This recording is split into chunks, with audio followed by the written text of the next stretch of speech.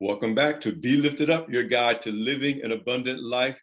Dee Marshall and I are here with a very special guest, Teri Coaxum, and she's already been just dropping gems already into the show. Listen, we talk about, or at least let me say from my own experience, once I realized that how much I was actually doing and how much I was actually doing was actually in some ways distracting me from the source of all. You know, we got into busy, and then in that first 6 months of the pandemic or so, it was a shutdown. Yeah. And I know that for me was a period of being able to reconnect. Now we're a year later after that, and what I'm hearing from a lot of entrepreneurs and women entrepreneurs in particular is just what you said. They've had to kind of take ownership of their power, take ownership of their time, learn to say no to things so they can say yes to other things. Yes. And I hear this thing about being an architect of your future. But I'm reminded of a meme I've seen on social media many times where it shows a floor plan of your plan, a cute little nice little plan, and then a floor plan of God's plan, which is a big, and obviously God's plans for us are way beyond what we plan for ourselves. Talk to me, especially in terms of running and planning your life as an entrepreneur and as a human being in particular, the difference between being your own architect and trying to do it all on your own versus taking some ownership of your life, but surrendering the planning to a higher power. So I think that surrendering the plan to the higher power is first, right? I think that little plan that you explained is exactly how it really works, right? And so a lot of times we have these grand ideas about what we're supposed to be doing. And then we get into this big thing and we don't even like it. It's not something that we really wanted in the first place, right? So what I do is I'm very grounded in stopping first, praying, asking God, okay, you lead my steps, right? Even when I go teach a class, the first thing I say, okay, God, empty me of me and fill me up with you.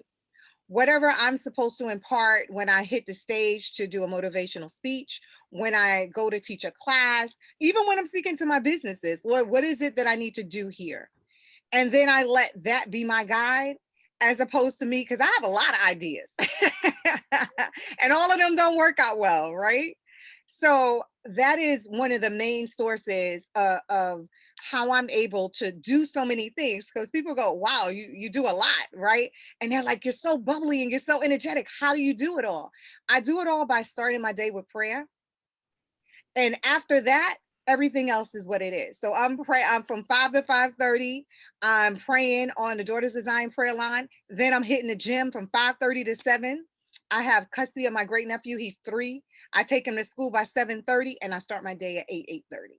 And I'm this way because I put myself in the first part of the day as opposed to the last part of the day. And I think a lot of us run ourselves amok because we don't put ourselves in the first part of the day. By the last part of the day, I want to fall out. Sometimes when baby Andrew go to bed at 8:30, I'll be like, deuces, I'm going to bed too. But the thing I like about what you said, because I had to learn this or maybe relearn it the hard way. Well, I won't say the hard way, by experience through these last few years. Right. What you're talking about here, how I interpret it is that when is the best time for me to put the gas in the car? Right.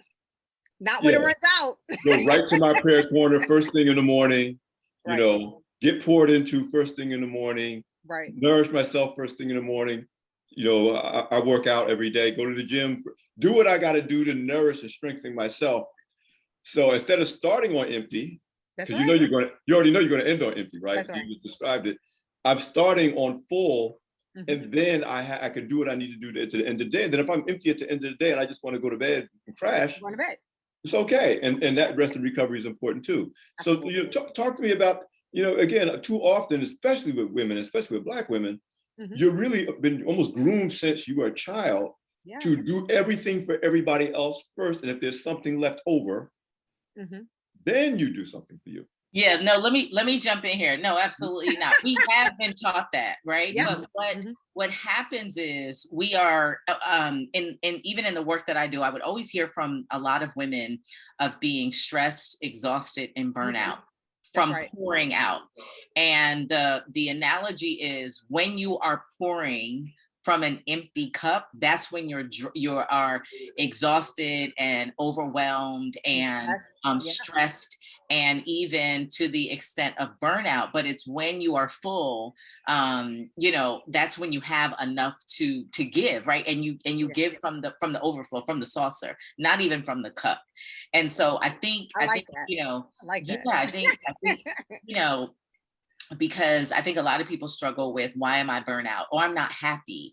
And I think for the show, we want folks to know and be able to take away something real practical. It's because if you're in that place, you're pouring from an empty vessel. Because did you notice, the three of us, well, I'll say it now, I too work out. I have the same routine in the morning. I Really? run. Oh, baby, listen, work out.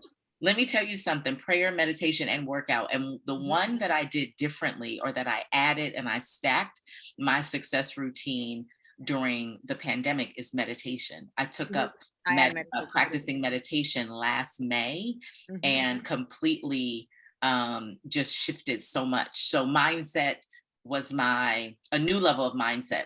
That's Actually, right. mindfulness was my lesson last year. And so, but I just wanted to amplify that. And then one other thing that you said, and that is about the good ideas, right? We always have a lot of great ideas. I think a lot of us do. We have great ideas.